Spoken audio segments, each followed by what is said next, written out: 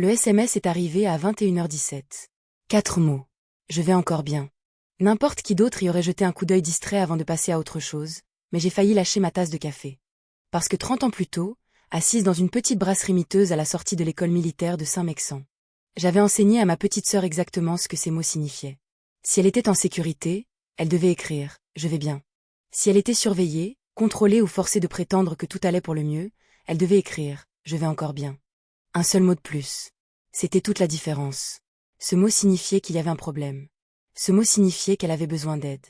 Ce mot signifiait que j'avais 15 minutes pour décider si je réagissais de manière excessive ou si ma sœur était réellement en danger. 15 minutes plus tard, j'étais déjà au volant, roulant vers sa maison.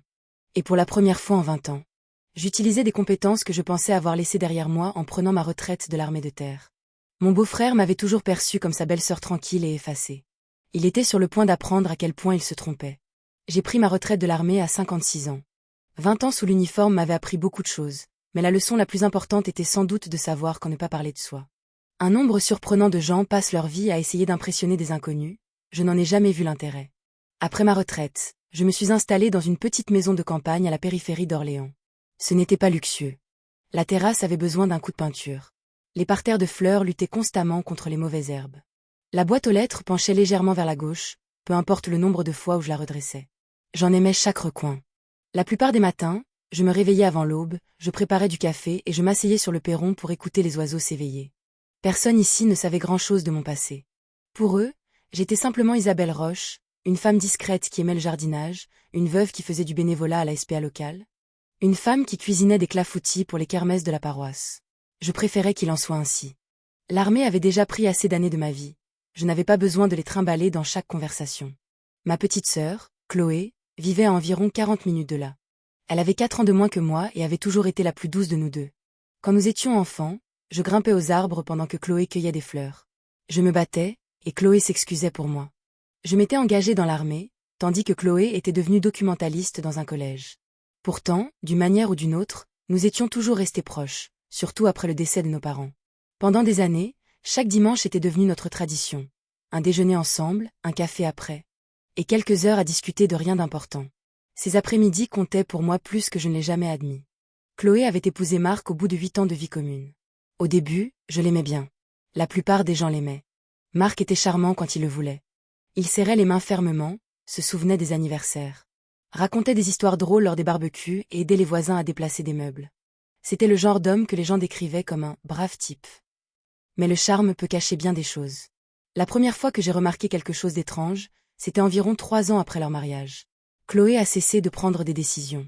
Pas de façon flagrante ou dramatique, juste pour des petites choses. Je lui demandais où elle voulait manger et elle regardait Marc d'abord. Je lui demandais si elle voulait venir passer un week-end chez moi et elle vérifiait avec Marc. Je demandais quel film elle voulait voir et Marc répondait pour elle.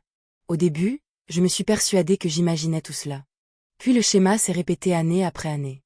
Des petits morceaux de ma sœur semblaient disparaître. Un dimanche après-midi, alors que Chloé était dans la cuisine, Marc s'est assis en face de moi sur leur terrasse. Il a pris une gorgée de bière et a ri en disant « Tu sais, Isabelle, je ne pense pas que tu aies déjà eu un vrai travail stressant. » J'ai souri en demandant « Ah bon ?» Il a fait un geste vers les fleurs. « Tu as toujours l'air tellement relaxé. » J'ai failli éclater de rire. J'avais passé des années à dormir sous des tentes, à survivre à la chaleur du désert, à commander des soldats et à prendre des décisions de vie ou de mort. Mais j'ai simplement répondu « C'est une façon de voir les choses. » Marc a ricané. Je veux dire, c'est Chloé la plus solide. Elle a toujours été la plus responsable. Je l'ai observée attentivement. Pas parce que ses paroles m'offensaient, mais à cause de la façon dont il les disait. Il y avait quelque chose sous la plaisanterie, quelque chose de méprisant, quelque chose qui suggérait qu'il aimait sous-estimer les gens, surtout les femmes. Après cela, des commentaires similaires sont devenus courants. Isabelle est trop gentille pour le monde réel. Isabelle ne comprend rien aux affaires. Isabelle s'inquiète trop. Isabelle passe ses journées avec ses fleurs et ses chiens. Chloé avait généralement l'air mal à l'aise quand il parlait ainsi, mais elle ne le contredisait jamais.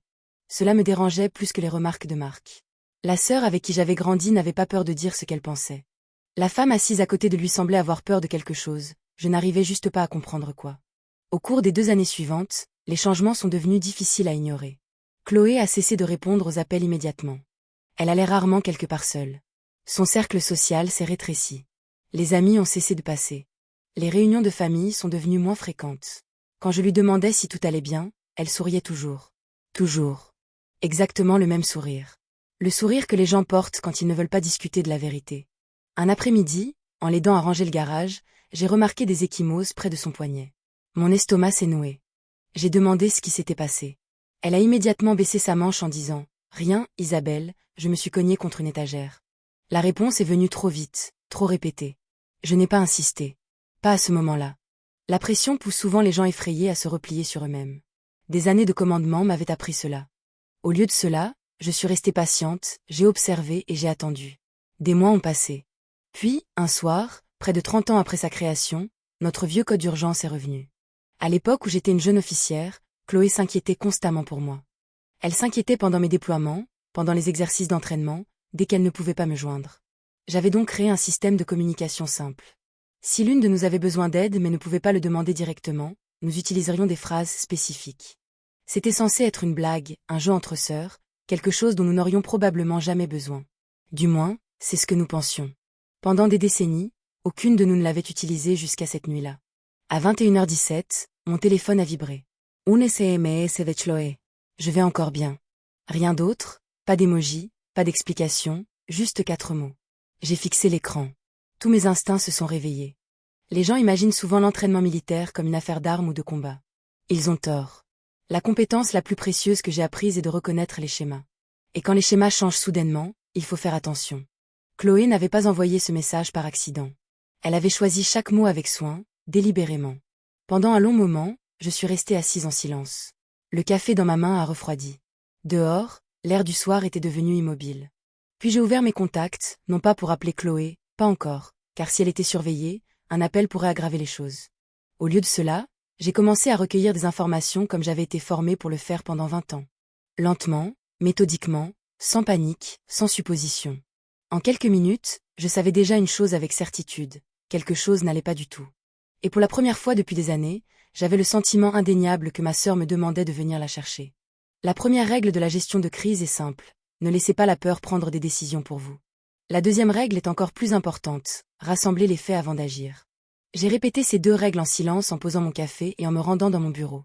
La plupart des gens supposent qu'après la retraite, les habitudes militaires disparaissent. C'est faux. Pas les plus utiles.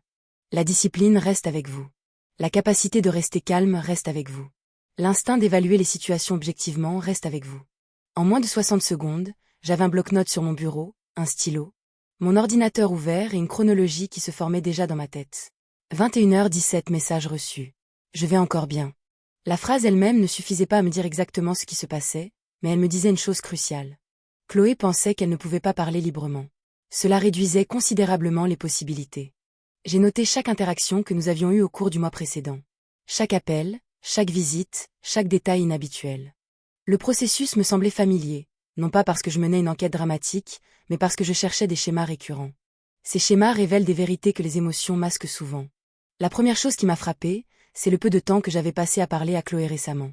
3 ans plus tôt, nous nous parlions presque quotidiennement. Maintenant, il arrivait que 4 ou 5 jours passent entre 2 conversations.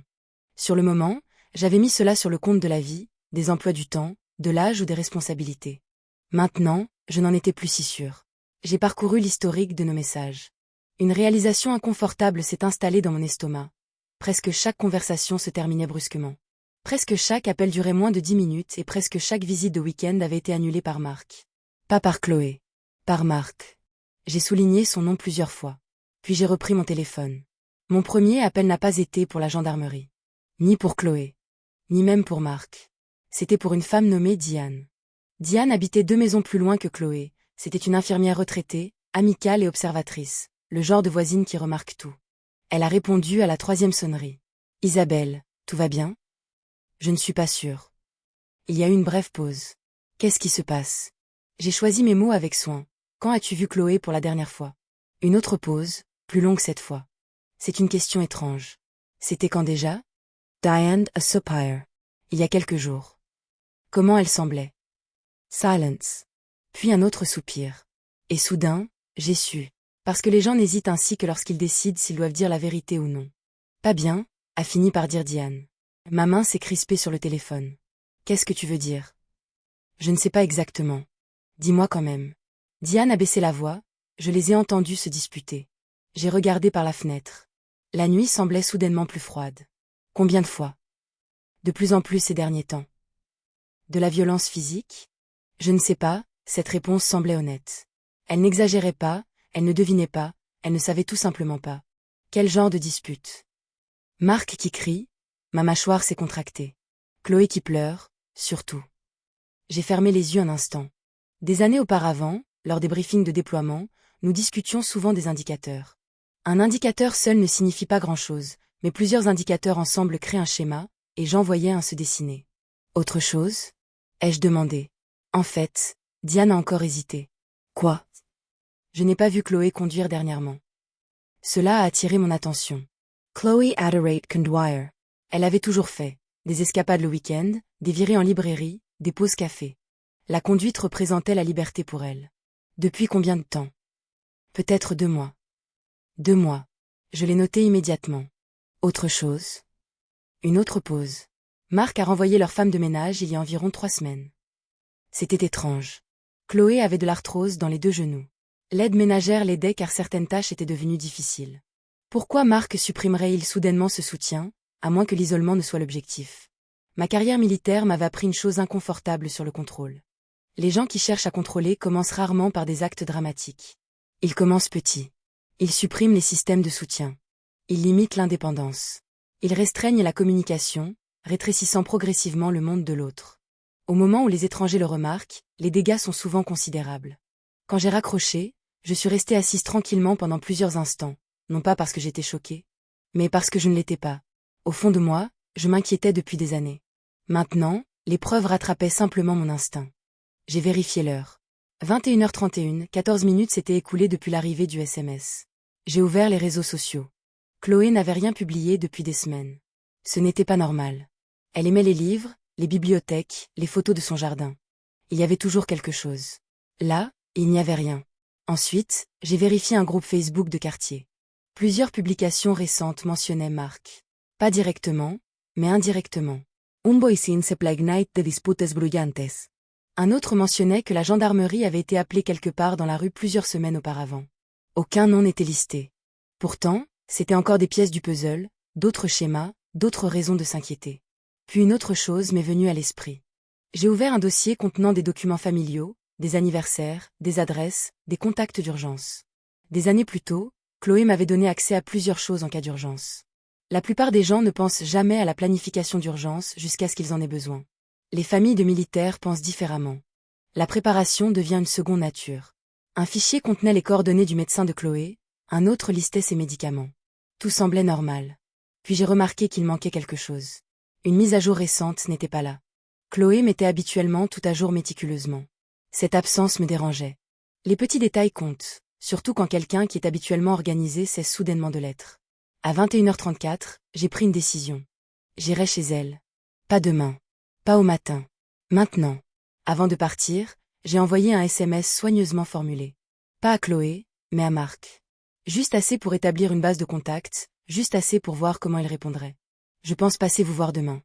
J'espère que vous allez bien tous les deux. La réponse est arrivée moins d'1 minute plus tard. Trop vite. Presque comme s'il avait les yeux fixés sur son téléphone. On va bien. Aucune mention de Chloé. Pas de salutation. Pas de chaleur. Juste 3 mots. On va bien. Pas elle va bien. Pas Chloé te dit bonjour. On va bien. Le contrôle se révèle souvent dans le langage. J'avais vu ce schéma de nombreuses fois auparavant. J'ai pris mes clés, mon sac, une veste légère. Puis je me suis arrêtée près de la porte d'entrée. La maison était silencieuse. L'horloge comptoise dans mon couloir marquait le temps de façon régulière. Pendant un instant, j'ai ressenti le poids de l'âge, non pas l'âge physique, mais l'âge émotionnel, la réalisation qu'après toutes ces années, j'allais peut-être entrer dans une nouvelle crise. J'avais passé des décennies à protéger des soldats, à guider de jeunes hommes et femmes à travers des situations dangereuses, à aider des familles lors d'appels difficiles. Je pensais que ce chapitre de ma vie était terminé. Apparemment non. Alors que je verrouillais la porte derrière moi, l'air de la nuit était frais contre mon visage. Le trajet prenait normalement 40 minutes. Je l'ai fait en 32, non pas parce que je roulais imprudemment, mais parce que mon esprit était déjà passé en mode opérationnel. Observer, évaluer, répondre. Le rythme familier revenait sans effort. Au moment où j'ai atteint le quartier de Chloé, la plupart des maisons étaient sombres. Les lumières des porches brillaient doucement. Des arroseurs automatiques cliquetaient quelque part au loin. Tout semblait paisible. Trop paisible. Je me suis garée à une demi-rue de là. Les vieilles habitudes ont la vie dure. Je voulais observer avant d'annoncer ma présence. En marchant lentement sur le trottoir, j'ai étudié la maison. Des lumières étaient allumées au rez-de-chaussée, une à l'étage. Le garage était fermé. Aucun signe évident de trouble, pas de gendarmerie, pas d'ambulance, pas d'urgence visible. Pour n'importe qui d'autre, cela semblait parfaitement normal. Puis je suis arrivée sur le côté du jardin et je me suis figée. À travers un mince interstice entre les rideaux, je pouvais voir une partie du salon. Chloé était assise sur le canapé. Ses épaules tremblaient. Elle pleurait. Et debout près de l'encadrement de la porte, il y avait Marc qui la regardait. Il ne la réconfortait pas, il ne parlait pas, il se contentait de regarder. Puis il s'est dirigé vers la porte d'entrée, a vérifié le verrou et l'a refermé à clé. Mon rythme cardiaque a ralenti. Pas accéléré, mais ralenti, comme il le faisait toujours quand une situation devenait claire, car l'incertitude venait de se transformer en certitude. Chloé n'avait pas imaginé le danger, et moi non plus. Quelque chose n'allait pas du tout à l'intérieur de cette maison. Et pour la première fois de la nuit, j'ai cessé de me demander si ma sœur avait besoin d'aide. Maintenant, je devais trouver exactement comment la sortir de là. Pendant près d'une minute, je suis restée dans l'ombre près de la haie, observant la fenêtre du salon. Chloé restait immobile sur le canapé. Marc faisait les 100 pas, encore et encore. Chaque mouvement dégageait la même énergie agitée que j'avais vue maintes fois auparavant, non pas dans des maisons familiales, mais dans des briefings de commandement, dans des audiences disciplinaires, dans des pièces où les gens savaient qu'ils perdaient le contrôle et essayaient désespérément de le reprendre. La différence était que les soldats finissaient par accepter leurs responsabilités. Les gens comme Marc, généralement, ne le faisaient pas. Je l'ai vu s'arrêter près de Chloé. Il a dit quelque chose. Je ne pouvais pas entendre les mots à travers la vitre, mais j'ai vu les épaules de ma sœur se contracter. Puis elle a hoché la tête, un petit hochement de tête vaincu. Marc s'est éloigné à nouveau. La vue m'a serré le cœur. Pas de colère, pas encore. De la tristesse, parce que je me souvenais de qui Chloé était autrefois. La femme assise sur ce canapé n'était pas la sœur qui avait jadis conduit 6 heures sous une tempête de neige pour m'aider à emménager dans mon premier appartement. Ce n'était pas la femme qui organisait des programmes d'alphabétisation communautaire. Ce n'était pas la femme qui pouvait faire rire toute une pièce avec une seule blague parfaitement placée. Cette Chloé-là semblait plus petite, comme quelqu'un qui avait passé des années à s'excuser de simplement exister. J'avais déjà vu cela se produire. Le contrôle change les gens, pas du jour au lendemain, mais lentement, une concession après l'autre, un compromis après l'autre. Une humiliation après l'autre, jusqu'à ce qu'ils ne se reconnaissent plus eux-mêmes. Je me suis éloignée de la fenêtre et j'ai marché vers le perron. Plus de temps pour l'observation, il était temps d'établir le contact. La lumière du porche éclairait les marches alors que je les montais. Puis j'ai sonné. À l'intérieur, le mouvement s'est arrêté immédiatement. 10 secondes ont passé, puis 20. La porte s'est finalement ouverte. Marc se tenait là, vêtu d'un jean et d'un polo gris. Pendant une fraction de seconde, la surprise a traversé son visage. Puis le sourire familier est apparu, celui qu'il utilisait chaque fois qu'il voulait paraître charmant. Isabelle. J'ai souri poliment. Bonsoir. Qu'est-ce que tu fais là? J'étais dans le coin. C'était manifestement un mensonge et nous le savions tous les deux. Son sourire s'est légèrement crispé. À 10 heures du soir. Je voulais prendre des nouvelles de Chloé. Elle va bien. C'était encore là. Pas, je vais la chercher. Pas entre. Pas, demande-lui toi-même. Juste une affirmation. Elle va bien. J'ai regardé par-dessus son épaule vers le salon. J'aimerais quand même la voir. Marc a déplacé le poids de son corps, un mouvement infime que la plupart des gens ne remarqueraient pas. Je l'ai remarqué parce que l'hésitation en révèle souvent plus que les mots. Elle est fatiguée. Je suis sûre qu'elle peut en décider elle-même. Le sourire a disparu totalement, seulement pendant une seconde, mais il a disparu. Puis Chloé est apparue dans le couloir. Quand elle m'a vue, quelque chose a vacillé sur son visage. Du soulagement, pas de l'excitation, pas de la surprise, mais du soulagement. Cela m'a tout dit. Isabelle. Sa voix semblait tendue. J'ai immédiatement remarqué plusieurs choses. Les yeux rouges, les paupières gonflées. Une légère ecchymose près de son poignet et quelque chose d'encore plus troublant. Elle ne regardait pas Marc directement. Pas plus d'une seconde. Les gens n'évitent pas le contact visuel avec quelqu'un en qui ils ont confiance, pas de façon répétée, pas de façon instinctive. Je m'inquiétais pour toi, ai-je dit. Chloé a ouvert la bouche, puis a jeté un coup d'œil vers Marc avant de me regarder à nouveau. Je vais bien. Les mots semblaient répétés, de la même manière que son sourire semblait forcé. De la même manière que tout dans cette interaction semblait mis en scène. Marc a fait un petit pas en avant, pas assez pour que ce soit évident, juste assez pour s'insérer entre nous. Tu vois, a-t-il dit, tout va bien. J'ai regardé Marc droit dans les yeux. Je ne m'adressais pas à toi. Le silence qui a suivi a duré peut-être 2 secondes, mais il a semblé beaucoup plus long. Marc a cligné des yeux. Chloé avait l'air stupéfaite. Apparemment, Personne ne lui avait parlé ainsi depuis longtemps. Interessant. Je me suis retournée vers ma sœur. Je peux entrer? Un autre coup d'œil vers Marc. Une autre hésitation. Puis elle a hoché la tête. Bien sûr. Marc voulait clairement refuser, mais le faire aurait paru suspect, même lui le comprenait. À contre-cœur, il s'est écarté. Dès que je suis entrée dans la maison, mes instincts ont crié plus fort. Pas à cause de quelque chose de dramatique, mais à cause de petites choses, de très petites choses que la plupart des gens négligent. Une caméra de surveillance montée dans un coin du salon. Une autre pointée vers la cuisine. Une près du couloir. Trop de caméras pour une maison normale, surtout à l'intérieur. La disposition des meubles avait changé. Le fauteuil de lecture de Chloé n'était plus là. Ses bibliothèques avaient été réduites de moitié. Les photos de famille manquaient sur plusieurs murs. À la place, des citations de motivation encadrées étaient accrochées. Contrôle, contrôle, contrôle. Partout où je regardais, j'en voyais des preuves. Nous nous sommes assis au salon. Marc a choisi le fauteuil le plus proche de Chloé, pas à côté d'elle, mais près d'elle, se positionnant comme un garde. J'ai passé les 20 minutes suivantes à faire la conversation de rien du tout. La météo, les événements de la paroisse, les potins du quartier. Pendant tout ce temps, j'ai observé et écouté. Plus important encore, j'ai observé ce que faisait Marc. Chaque question adressée à Chloé recevait la même réponse. Elle commençait à répondre, Marc l'interrompait. Elle proposait une opinion, Marc la corrigeait. Elle racontait une histoire, Marc la terminait pour elle, encore et encore. Finalement, j'ai délibérément testé quelque chose. Chloé, tu fais toujours du bénévolat à la bibliothèque le jeudi? Avant qu'elle ne puisse répondre, Marc a parlé. Plus maintenant. J'ai gardé mes yeux fixés sur ma sœur. J'ai demandé à Chloé. La pièce est devenue très silencieuse. Chloé fixait ses mains. Marc s'est penché en arrière lentement, sa mâchoire s'est contractée et j'ai soudain compris une chose cruciale. Il ne s'inquiétait pas de moi. J'étais juste une gêne pour lui. Pour Marc, je n'étais pas une menace. J'étais simplement un inconvénient, une sœur aînée fouineuse, une retraitée qui s'occupait de ses fleurs. Quelqu'un qu'il pensait pouvoir écarter d'un revers de main. Son arrogance était presque impressionnante. Après 10 autres minutes, je me suis levée. Je devrais y aller. Chloé avait l'air déçue. Cela m'a fait plus de mal que je ne l'aurais cru car cela me disait qu'elle ne voulait pas que je parte. Marc m'a pratiquement escortée vers la porte, pas impoliment, mais avec empressement. En arrivant sur le perron, je me suis tournée vers Chloé. Est-ce que tu pourrais m'aider à porter quelque chose jusqu'à ma voiture? Marc a répondu instantanément, quoi? J'ai souri. Un carton de livres. Il n'y a pas de livres.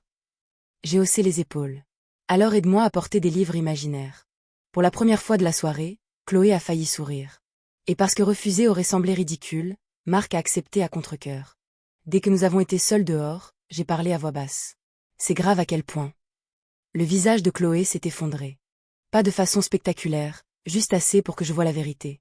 Des larmes ont immédiatement rempli ses yeux. Oh, mon Dieu! C'est tout ce qu'elle a dit. 3 mots, mais ils portaient des années d'épuisement. J'ai pris sa main doucement. Il te fait du mal? Elle a secoué la tête, puis a hésité, puis a hoché la tête. Pas physiquement, souvent. Mais assez. Assez. La réponse est tombée comme une pierre dans ma poitrine. Depuis combien de temps? Sa voix s'est brisée. 2 ans. 2 ans. Ma sœur vivait dans la peur depuis 2 ans et je ne l'avais pas su. La culpabilité m'a frappé fort, plus fort que la colère, plus fort que l'indignation. Parce que chaque frère ou sœur aîné croit qu'il protégera le plus jeune, peu importe son âge. Et d'une manière ou d'une autre, j'avais raté ça. Il contrôle tout, a-t-elle chuchoté. Mon téléphone, mon argent, mon emploi du temps. Mon estomac s'est noué. De quoi as-tu besoin de ma part? Elle m'a regardé droit dans les yeux, pour la première fois la nuit, peut-être pour la première fois depuis des années. Et j'ai revu la vieille Chloé, la Chloé courageuse, la sœur dont je me souvenais. J'ai besoin d'une porte de sortie. J'ai serré sa main. Tu en as une. Une portière de voiture a claqué quelque part dans la rue. Nous avons toutes les deux levé les yeux. Le temps pressait. Je me suis penchée plus près. Écoute-moi attentivement. Elle a hoché la tête. 2 mains. Des documents, des relevés bancaires, des dossiers médicaux, tout ce qui est important. Fais des copies. Cache-les. Puis appelle-moi. Peux-tu faire ça? Chloé a inspiré de manière tremblante. Oui. Bien. La réponse semblait plus solide que tout ce qu'elle avait dit de la soirée. Avant de retourner dans la maison, elle m'a arrêtée. Isabelle? Quoi? Ses yeux cherchaient les miens. Pourquoi tu n'as pas peur de lui? J'ai failli rire, non pas parce que la question était drôle, mais parce que la réponse était simple. Pendant 20 ans, j'avais géré des crises, des urgences et des gens qui pensaient que l'intimidation les rendait puissants. Marc n'était pas spécial. C'était juste un autre tyran qui avait finalement choisi la mauvaise cible. J'ai souri doucement. Parce que j'ai affronté des gens bien pires que Marc. Puis je suis partie. Derrière moi, la porte d'entrée s'est ouverte et je savais une chose que Marc ignorait. Au moment où Chloé avait demandé de l'aide, il avait déjà perdu. La plus grande erreur que font les gens face à une personne manipulatrice est de croire que la confrontation en elle-même est la victoire. Ce n'est pas le cas. La confrontation est simplement le moment où la vérité devient visible. La véritable victoire se prépare à l'avance, calmement, patiemment, pièce par pièce. Au cours des 3 semaines suivantes, j'ai parlé à Chloé presque tous les jours. Pas par des appels téléphoniques normaux au début, car Marc les surveillait. À la place, nous avons utilisé des méthodes qui auraient semblé ridicules à n'importe qui d'autre. Des emails cachés dans des recommandations de livres, des messages glissés dans des demandes de prêt à la bibliothèque. Des petites notes transmises par des amis de confiance. Rien d'illégal, rien de dramatique, juste assez de communication pour rester connecté tout en gardant Marc dans l'ignorance. Pendant tout ce temps, j'ai suivi le même principe qui m'avait guidé tout au long de ma carrière militaire. Ne jamais avancer plus vite que ces renseignements. Recueillir l'information d'abord, agir ensuite. Les preuves se sont accumulées rapidement, bien plus vite que je ne l'espérais. À la fin de la première semaine, j'ai compris quelque chose d'inquiétant. Marc n'était pas seulement contrôlant, il était désespéré. Et les gens désespérés font des erreurs, beaucoup d'erreurs. Chloé a commencé à copier des documents dès qu'elle le pouvait. Relevés de compte, dossiers d'assurance, actes de propriété, tout. Un après-midi, elle m'a appelé depuis le parking d'un supermarché, la voix tremblante. « Isabelle, j'ai trouvé un autre compte. » Je me suis redressée immédiatement. Quel genre de compte? Un compte d'épargne de nom. Le silence qui a suivi en disait long. Marc l'avait caché. Depuis des années, le solde s'élevait à près de 160 000 €. De l'argent dont Chloé ne savait rien. De l'argent accumulé pendant que Marc prétendait sans cesse qu'il n'avait pas les moyens de partir en vacances. De faire des réparations ou de prévoir la retraite. Cette découverte a tout changé, car l'abus financier laisse une trace écrite, et les traces écrites ne mentent pas. Quelques jours plus tard, une autre pièce du puzzle a fait surface, puis une autre. À la 2e semaine, nous avions des documents montrant que Marc avait discrètement transféré des fonds entre les comptes pendant des années. Pas illégalement, pas tout à fait, mais de manière trompeuse, très trompeuse. Chaque nouveau document renforçait Chloé. Je pouvais l'entendre dans sa voix. La femme qui chuchotait autrefois parlait maintenant avec plus d'assurance. La femme qui s'excusait constamment posait désormais des questions importantes, des questions stratégiques sur les avocats. Le logement et la reconstruction de sa vie. La vieille Chloé revenait lentement et Marc n'en avait aucune idée. Un soir, elle m'a appelé alors qu'elle était assise dans sa voiture. « Je peux te demander quelque chose? » « Bien sûr. Est-ce que tu as déjà eu peur à l'armée? » J'ai souri. Quel genre de question est-ce? Une question sérieuse. J'ai réfléchi attentivement, puis j'ai répondu honnêtement, tout bon chef a peur. Vraiment? Bien sûr. Ce qui les rend différents, c'est qu'ils avancent quand même. Pendant plusieurs secondes, elle n'a rien dit. Puis je l'ai entendue expirer, un long soupir, le genre de souffle que les gens lâchent quand ils commencent enfin à croire en eux-mêmes. D'accord. D'accord quoi? Je suis prête. C'est à ce moment-là que j'ai su, non pas que nous avions gagné, mais que Chloé n'était plus prisonnière mentalement. La prison émotionnelle se fissurait, et une fois que cela arrive, tout le reste devient possible. Le lundi suivant, je l'ai emmenée rencontrer une avocate, Maître Lefebvre, une femme d'une 60aine d'années, vive, expérimentée et absolument intrépide. Après avoir examiné les documents, Maître Lefebvre a retiré ses lunettes et s'est penché en arrière. « Que c'est votre mari de tout cela ?» Chloé a secoué la tête. « Rien. » L'avocate a souri. « Parfait. » J'avais déjà vu ce sourire. C'est celui des professionnels quand ils réalisent que les faits sont plus solides que prévu. Pendant près de 2 heures, elle a passé en revue les preuves, les rapports médicaux, les photos, les emails, les témoignages. À la fin de la réunion, elle a regardé Chloé droit dans les yeux. « Vous avez des options. » Les yeux de Chloé se sont remplis de larmes. Pas de tristesse, mais de soulagement pur. Parce que pendant des années, Marc l'avait convaincue qu'elle n'en avait aucune. C'était ainsi qu'il maintenait son contrôle, par le désespoir. Une fois que l'espoir revient, le contrôle s'effrite. La dernière pièce est arrivée de manière inattendue. Ironiquement, c'est Marc lui-même qui l'a fournie. 3 jours plus tard, Chloé a découvert des preuves d'une liaison. Au début, elle ne voulait pas enquêter, elle a presque ignoré les signes. Puis elle s'est souvenue d'une chose que je disais aux jeunes officiers. La vérité ne devient pas moins vraie parce que vous l'évitez. Alors elle a cherché et elle a tout trouvé. Messages, reçus d'hôtel, photos, des mois de tromperie. Quand elle m'a montré les preuves, je n'ai pas été choquée. Les hommes comme Marc croient souvent que les règles ne s'appliquent qu'aux autres. Cette découverte n'était pas satisfaisante sur le plan émotionnel, mais elle était stratégiquement utile. Très utile. Au début de la 4e semaine, tout était prêt. Les documents, les dépôts plaintes, les protections financières, le plan de relogement. Chaque détail était soigneusement réglé. Il ne nous manquait plus que le bon moment. Marc nous l'a donné lui aussi. Sa fête d'anniversaire, une grande réception dans un club de golf local, avec des amis, des collègues, des voisins, des dizaines d'invités. Le public idéal. J'ai presque ri quand Chloé me l'a annoncé. Pendant des années, Marc avait soigneusement géré les apparences. Il tenait énormément à son image, à sa réputation, à son statut. Cette fête représentait tout ce qu'il valorisait, ce qui en faisait l'endroit parfait. La soirée est arrivée, chaude et claire. Le club bourdonnait de conversation. Les flûtes de champagne tintaient. La musique flottait dans la salle de réception. Les gens riaient, souriaient, célébraient. Marc savourait chaque seconde. Je l'observais de l'autre côté de la pièce alors qu'il passait d'un groupe à l'autre, serrant des mains, racontant des anecdotes. Jouant le rôle du mari accompli, du professionnel brillant, de l'homme à qui tout réussit. Personne d'autre ne savait que la représentation touchait à sa fin. À un moment donné, il a levé son verre. Merci à tous d'être venus. Des applaudissements ont suivi. Puis il a passé un bras autour de Chloé, un geste qui paraissait affectueux jusqu'à ce qu'on remarque à quel point elle s'était raidie. Je n'aurais rien pu faire sans ma femme. Nouveaux applaudissements. Puis est venue la phrase qui m'a retourné l'estomac. Elle ne risque pas de me quitter. Plusieurs invités ont ri. Chloé non. Moi non plus, parce qu'il le pensait et il le croyait. C'était là tout le problème. Il pensait sincèrement qu'elle lui appartenait. Quelques instants plus tard, Maître Lefebvre est entrée dans la salle. Elle portait un tailleur bleu marine et tenait une fine sacoche en cuir. Rien de dramatique, rien de théâtral, juste du sérieux. J'ai vu Marc la remarquer. La confusion a traversé son visage, puis l'inquiétude, puis l'incertitude. Intéressant, peut-être qu'une partie de lui savait déjà. L'avocate s'est approchée calmement. Chloé a fait un pas en avant. La salle est devenue progressivement plus silencieuse. Les gens sentaient qu'il se passait quelque chose.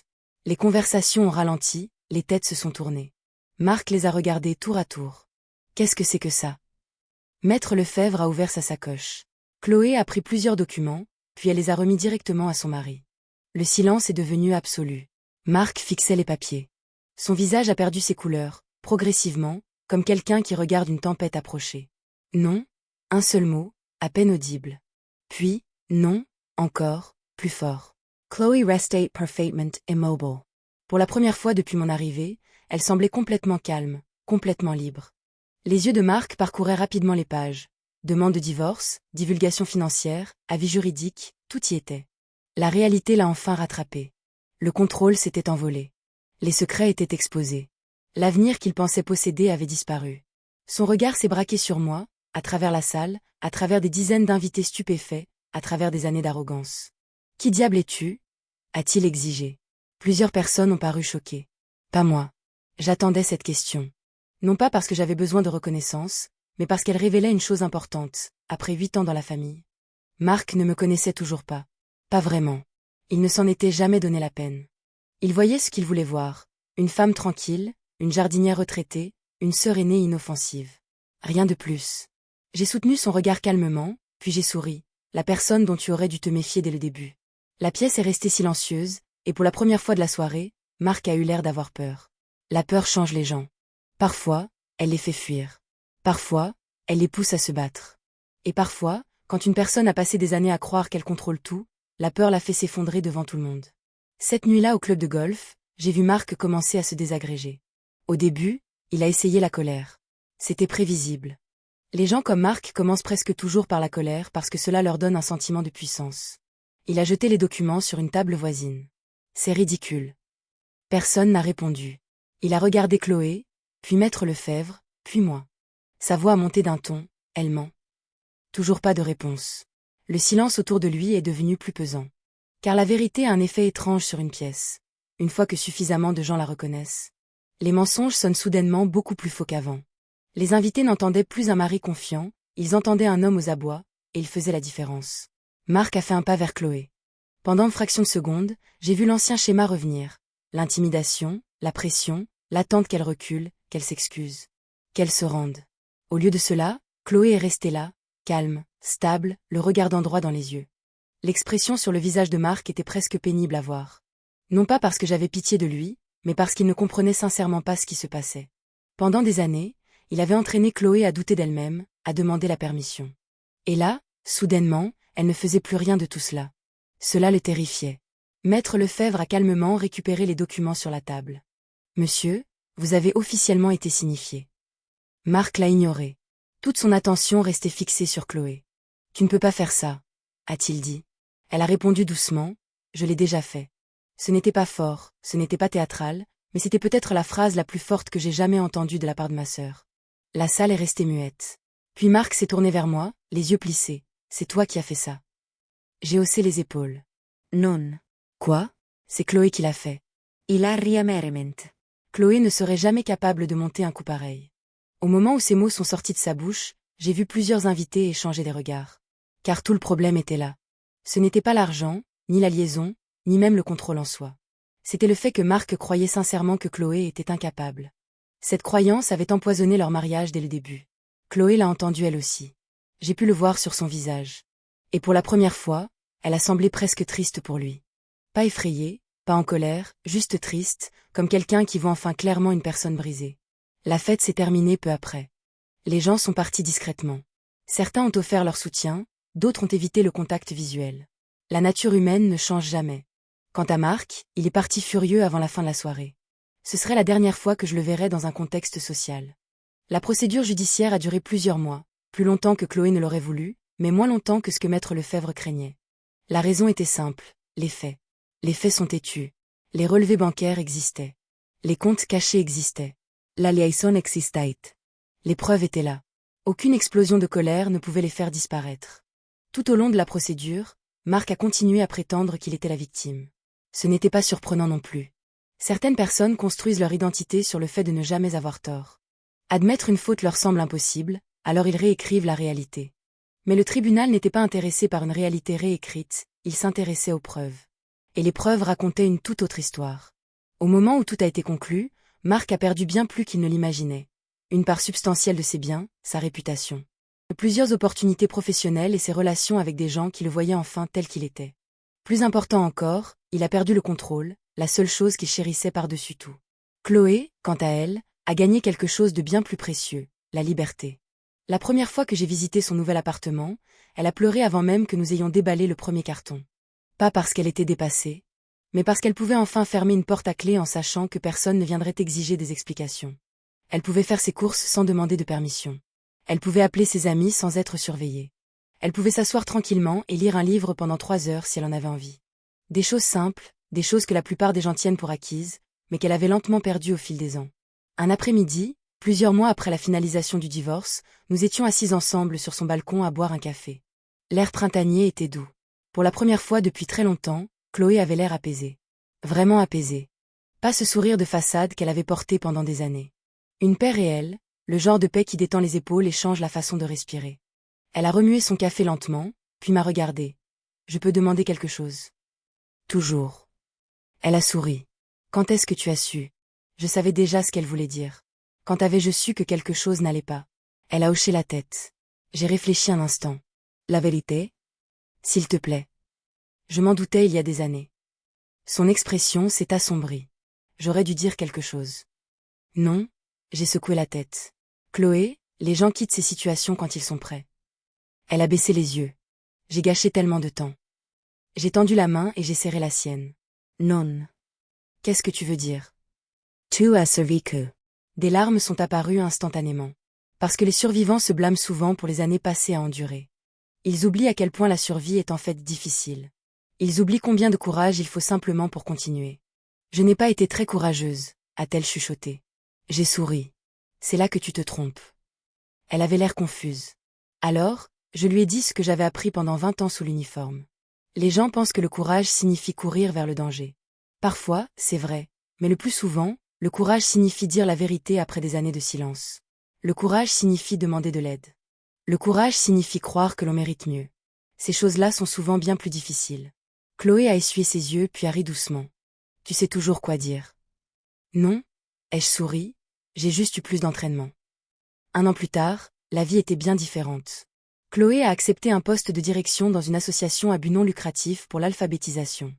Elle a renoué avec ses amis, a recommencé à voyager, à rire. Parfois, je retrouvais des éclats de la femme qu'elle était autrefois. D'autres fois, je voyais quelqu'un de totalement nouveau, de plus fort, de plus sage. Quelqu'un qui avait traversé le feu et en était ressorti transformé. Quant à Marc, j'ai eu quelques nouvelles occasionnelles par des connaissances communes. Rien de dramatique, rien de particulièrement satisfaisant, juste des conséquences ordinaires. Et honnêtement, cela me semblait approprié. La vraie vie offre rarement une vengeance de cinéma. Elle offre la responsabilité, lente, régulière et inévitable. Un dimanche après-midi, presque exactement 1 an après l'arrivée de ce fameux SMS. Chloé et moi étions assis sur mon perron à regarder le coucher du soleil. Le même perron où j'avais reçu son code de détresse. Le même perron où tout avait changé. Pendant longtemps, aucune de nous n'a parlé. Puis elle a posé la question que j'attendais secrètement, et si je n'avais jamais envoyé le message. J'ai regardé l'horizon. La lumière orangée s'étendait sur le ciel. La réponse est venue facilement, parce qu'elle était vraie. Je t'aurais trouvé de toute façon. Elle a ri à travers ses larmes, puis a posé sa tête contre mon épaule. Pendant un moment, nous sommes simplement restés là. 2 sœurs, plus vieilles, plus sages, pleines de gratitude. Et j'ai réalisé une chose. Les gens supposent souvent que la chose la plus importante que j'ai apprise pendant 20 ans à l'armée était le commandement. La discipline ou la résilience. Ces choses comptaient, bien sûr. Mais la plus grande leçon était plus simple. N'ignorez jamais un appel à l'aide discret. Parce que parfois, 4 mots ordinaires peuvent sauver une vie. Et parfois, la mission la plus importante que vous aurez à accomplir n'a rien à voir avec le service de votre pays. Parfois, il s'agit simplement de ramener un membre de sa famille à la maison.